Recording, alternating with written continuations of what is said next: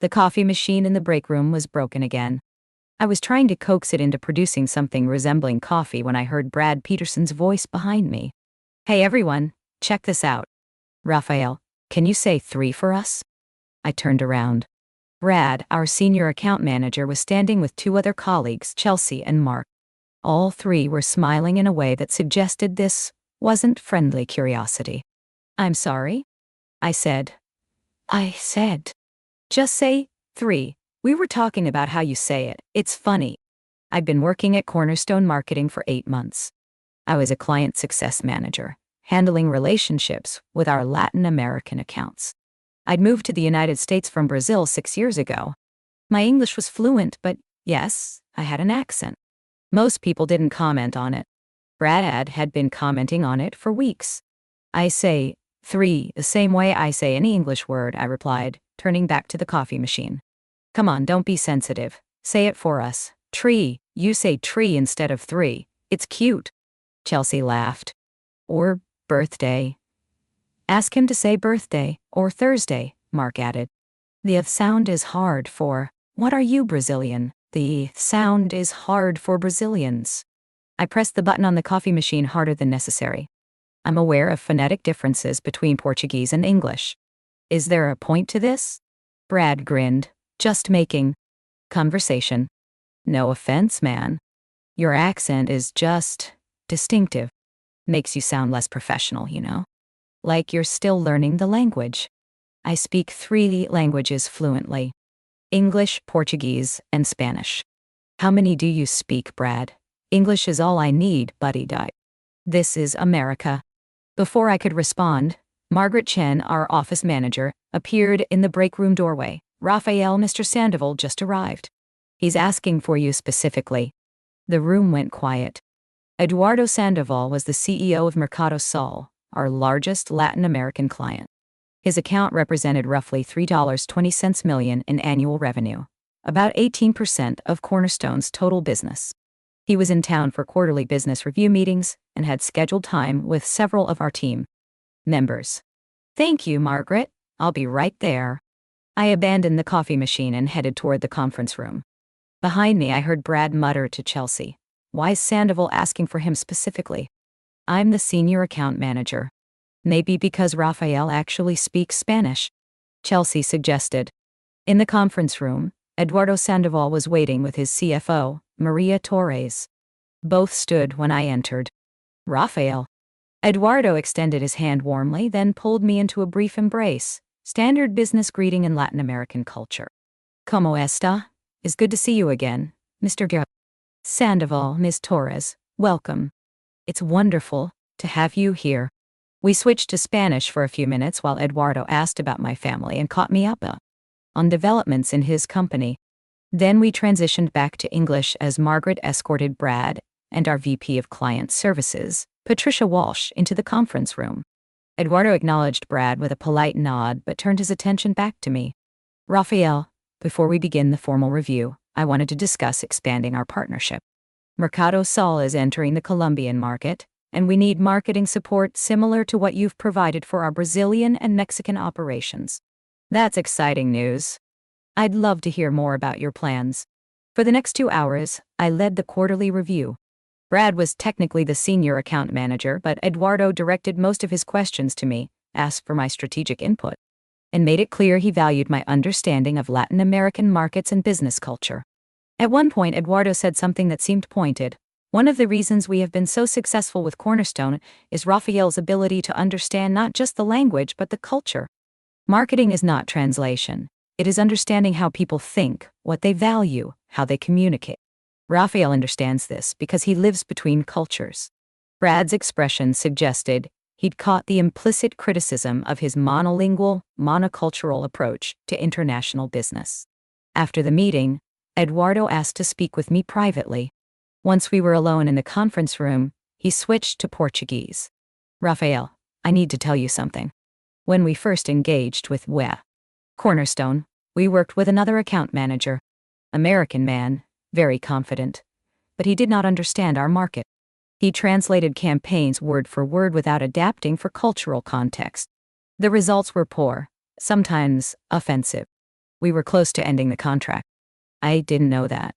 Then you were assigned to our account. Immediately, things improved. You understood when something would work in Brazil, but not Mexico.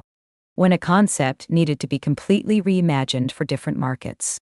When timing mattered because of local holidays or cultural events. You made us feel understood, not just serviced. I appreciate you saying that. I tell you this because I want you to know. You are the reason Mercado Sol continues to work with Cornerstone. If you ever leave this company, we would seriously consider following you wherever you go. That afternoon, Patricia Walsh called me into her office. Patricia had been VP of Client Services for 3 years. She was smart, strategic, and had built strong relationships with most of our major clients. Raphael closed the door. I wanted to brief the Sandoval meeting. I sat across from her desk. That went very well, Patricia started. Eduardo was clearly pleased with our work, and the expansion into Colombia is a significant opportunity. But I noticed something. Eduardo directed most of his questions to you, even though Brad is the senior account manager on the Mercado Sol account. Eduardo and I have developed a good working relationship. It's more than that. Eduardo explicitly said, "You're the reason Mercado Sol's partnership with Cornerstone has been successful." That's high praise, but it's also creating an awkward dynamic with Brad. I understand that Brad is senior to me. This isn't about hierarchy. This is about Brad being resentful that a major client prefers working with you. He's been making comments. What kind of comments? Patricia hesitated. Comments about your accent. Suggesting that you're not as polished or professional because English isn't your first language. He's been making those comments to me directly. In front of other colleagues. Patricia's expression hardened. He has. Give me specifics. I recounted the incident from that morning, Brad asking me to say 3, the mocking ill. Of my pronunciation, the comment that my accent made me sound less professional, and like I was still learning the language. That's completely inappropriate. I'll speak with Brad immediately. Patricia, I appreciate that, but I don't want this to become a situation where Brad feels I complained about him. It could make working together more difficult. Raphael, Brad's behavior isn't just inappropriate toward you, it's bad for business. If he's dismissive of multilingual communication and cultural competence, he's undermining exactly what makes you valuable to clients like Mercado Sol. I'll address it, but I'll frame it as general expectations for professionalism, not as you filing a complaint. Before I tell you what happened next, I need you to understand something about this moment. This wasn't just about hurt feelings or workplace rudeness. This was about a fundamental misunderstanding of what professionalism means in global business. Brad thought professionalism meant speaking English without an accent, using American cultural references, fitting a narrow image of what a business person should sound like. He thought my accent was a weakness, something that made me less credible, less polished, less professional. But Eduardo Sandoval, a CEO who managed a $500 million company operating across 6 countries, saw exactly the opposite. He valued the fact that I could code switch between languages, navigate different cultural contexts, and understand markets from an insider perspective, rather than an outsider trying to translate. If you've ever been mocked for an accent, if you've ever been told you sound unprofessional because of how you speak, if you've ever been underestimated because you don't fit someone's narrow image of competence, stay with me. Because what happened when our biggest client walked in moments after Brad mocked my accent revealed exactly who understood professional value and who didn't. My name is Rafael Santos, and I'd moved to the United States from São Paulo, Brazil, 6 years earlier. I'd come for graduate school, an MBA with focus on international marketing, and stayed when I got a job offer from a marketing agency in Miami. After 3 years in Miami, I'd moved to Boston to join Cornerstone Marketing. Cornerstone was a mid-sized agency, about 75 employees, specializing in healthcare and technology marketing for North American and Latin American markets. I'd been hired specifically because of my language skills and cultural knowledge. Cornerstone was trying to grow their Latin American business, and they needed someone who could manage client relationships in Portuguese and Spanish, understand regional market differences, and bridge cultural gaps in campaign development. The role was perfect for my background.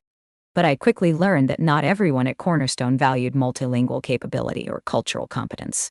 Brad Peterson represented one approach to international business: treat foreign markets like they're just the US with different languages.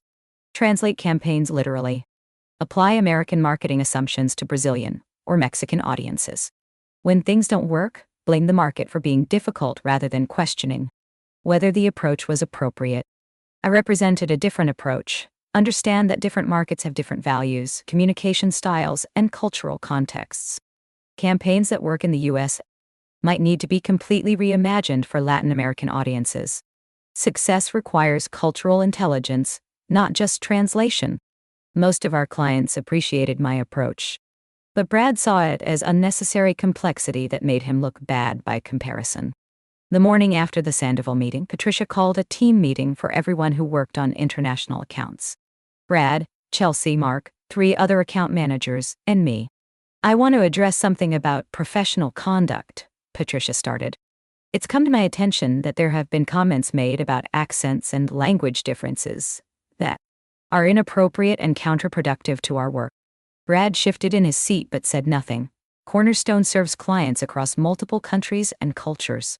Many of our team members are multilingual. Being multilingual is a professional strength, not a weakness. Accents are a natural part of speaking multiple languages and do not indicate lack of professionalism or competence. I want to be absolutely clear. Mocking or making jokes about how someone speaks, especially when they're speaking a language that isn't their first language, is not acceptable here. She paused, making eye contact with everyone in the room. Second point. Different markets require different approaches. What works in Boston might not work in São Paulo or Mexico City. Team members who have cultural knowledge and language skills that help us navigate those differences are valuable assets. Dismissing that expertise or suggesting that American approaches should be universally applied is not only culturally insensitive, it's bad business. After the meeting, Brad caught up with me in the hallway. Raphael, I hope you know Patricia's meeting wasn't necessary. I wasn't trying to offend you yesterday. It was just joking around. Brad, you told me my accent made me sound less professional. That's not joking around. That's suggesting I'm not competent because of how I speak. I didn't mean it that way. What did you mean? He didn't have a good answer. Brad, I speak 3 languages. When I speak English, I have a Brazilian accent. When I speak Portuguese, I have a slight American accent from 6 years of living here. When I speak Spanish, I have a Brazilian accent because I learned Spanish as a 3rd language. Those accents represent the fact that I can communicate across cultures. Eduardo Sandoval values that. Our clients value that. You should too. 3 weeks after the Sandoval meeting, Patricia called me into her office again. This time she had our CEO, David Richardson, with her. Raphael, please sit, David said. We want to discuss your career path at Cornerstone. My first thought was that this was somehow about the tension with Brad. But David's expression was positive.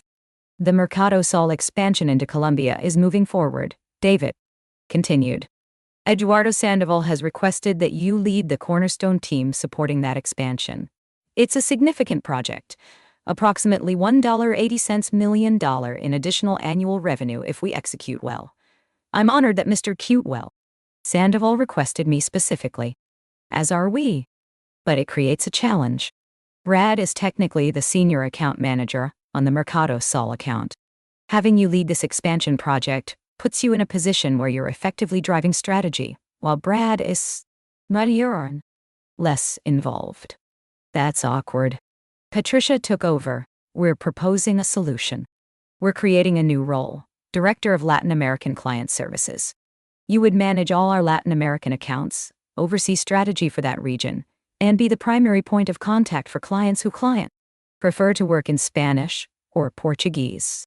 Brad would continue as Senior Account Manager for North American healthcare accounts, which is actually better suited to his experience. What about the team structure? Would I have direct reports? Initially, 2 junior account managers who focus on Latin American markets? As we grow the business, the team would expand. You'd report directly to me, Patricia said. This is a significant promotion, David added. Title change, salary increase to $115,000, and you'd be part of strategic planning for our international expansion. But Raphael, I want to be transparent. Part of the reason we're creating this role is because clients like Mercado Sol have told us explicitly that you're the reason they continue working with us. We're structuring the company to match where the value actually is. When would this transition happen? Immediately. We'll announce it to the team next week. The announcement didn't go over well with everyone. Brad, in particular, seemed to view it as a personal slight. In a team meeting, he made a comment that revealed his thinking. So we're promoting people based on what language they speak now, not on actual account management experience. Patricia shut it down immediately. We're promoting people based on the value they create for clients and the company. Raphael has developed strong client relationships, demonstrated cultural competence that wins business, and received explicit requests from major clients to lead their accounts. That's exactly what we should be rewarding. But the tension remained. Brad's resentment was palpable. Chelsea and Mark, who'd been part of the accent mocking incident, seemed uncomfortable around me. The break room interactions became awkward.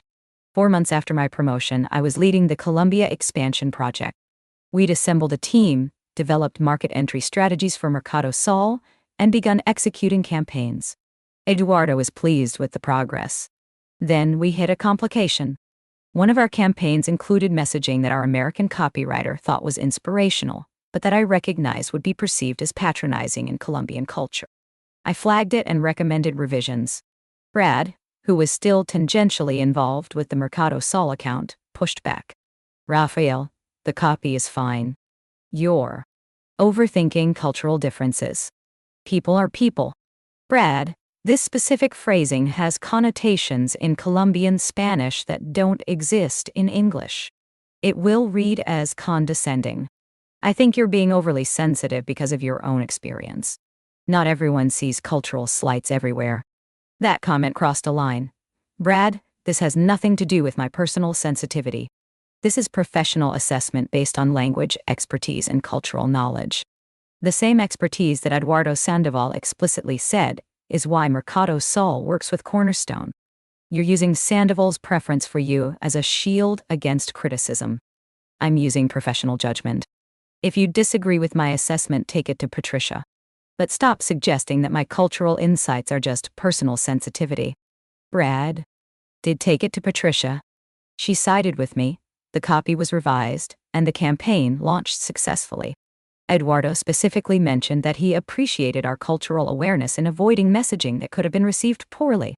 6 months after my promotion, Cornerstone won a competitive pitch for a new client, Integra Health, a Pan-American healthcare company operating in 8 countries across North and South America.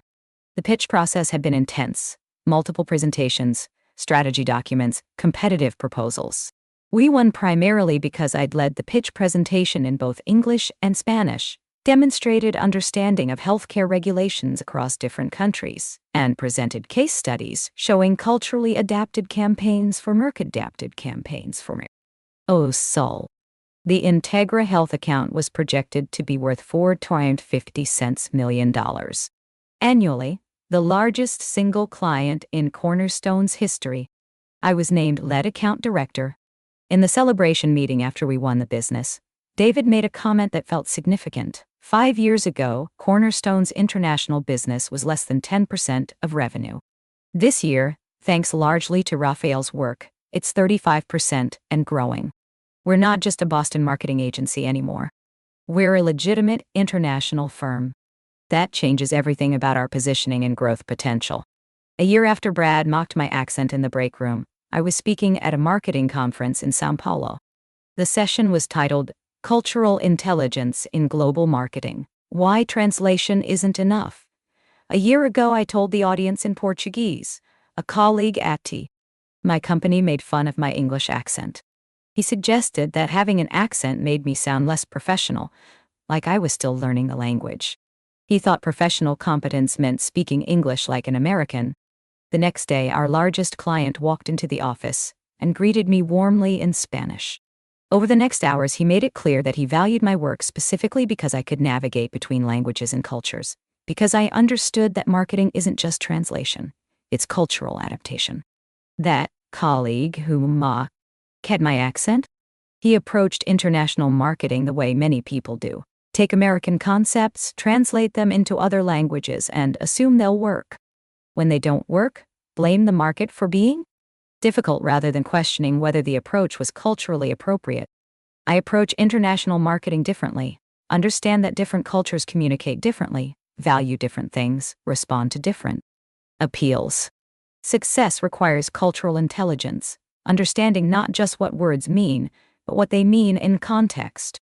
Here's what I learned. Accents are not weaknesses.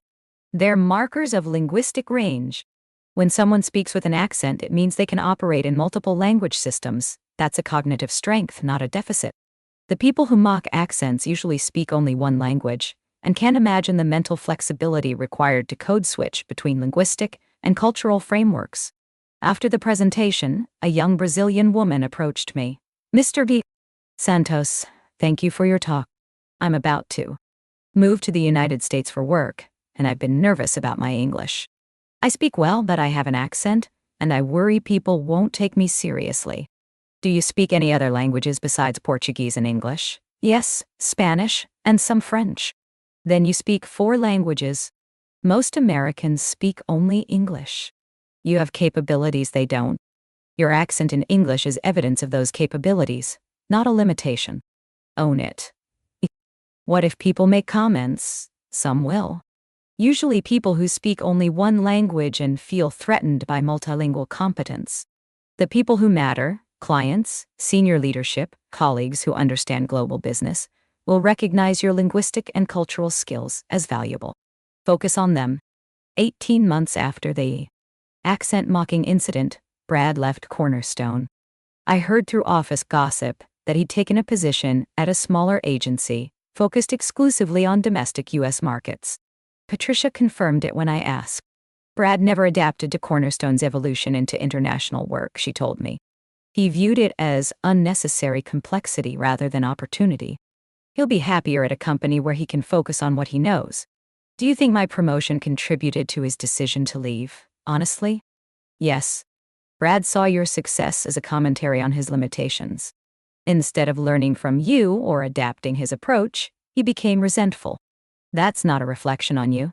That's Brad's inability to grow beyond his comfort zone. 2 years after joining Cornerstone, I was promoted again to VP of International Client Services. I now led a team of 12 people across Latin American, European, and Asian markets. Cornerstone's international business had grown to 48% of total revenue. In my first meeting as VP, I made a point of telling my team something I wish someone had told me earlier. Many of you speak English as a second or third language. You have accents. You might worry that those accents make you seem less professional or competent. I want you to know, your multilingual capabilities are why you're valuable. This company grows because we can serve clients across cultures and languages.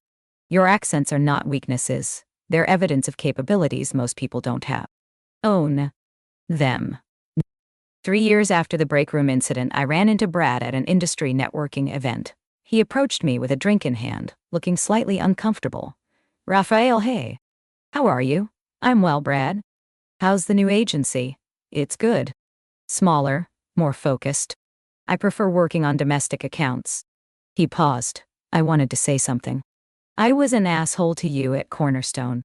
The comments about your accent, the resentment about your promotion, that was my insecurity, not anything you did wrong. I appreciate you saying that. I've thought about it a lot. You were better at international work than me because you actually understood those markets. I didn't want to admit that, so I tried to make your accent seem like a liability instead of recognizing it was evidence of capabilities I didn't have. That was stupid. Brad, we had different strengths. You were good at what you knew. I was good at what I knew. The difference was that Cornerstone was moving toward international work, which meant my skills became more valuable to that specific company. Maybe.